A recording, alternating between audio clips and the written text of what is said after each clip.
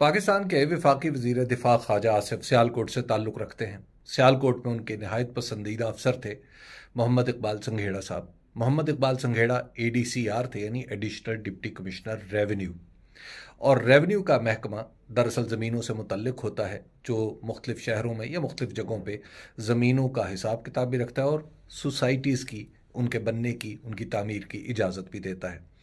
محمد اقبال سنگھیڑا صاحب کو کرپشن کے الزامات میں گرفتار کر لیا گیا ہے، اور اسی وجہ سے خواجہ آصف پریشان بھی ہیں، اور انہوں نے ایک ٹویٹ بھی کیا جس میں انہوں نے بتایا کہ بہت سارے سرکاری افسر پرتگال کی شہریت لے رہے ہیں، اور پرتگال کی شہریت لینے والوں میں پنجاب کے کچھ سینئر سول آفیسرز بھی ہیں اور سینئر پولیس آفیسرز بھی ہیں۔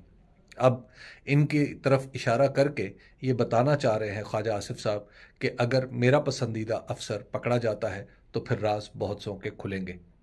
اب یہاں پر سوال یہ پیدا ہوتا ہے کہ کیا پاکستان مسلم لیگ نون کی پنجاب حکومت خواجہ آصف صاحب کو کوئی سبق سکھانا چاہ رہی ہے، یا جو پاکستان کی تاریخ میں کہا جاتا ہے ون پیج سیم پیج، وہ پیج پھٹ رہا ہے؟ ان سارے سوالات کا جواب آئندہ کچھ عرصے میں ضرور ملے گا۔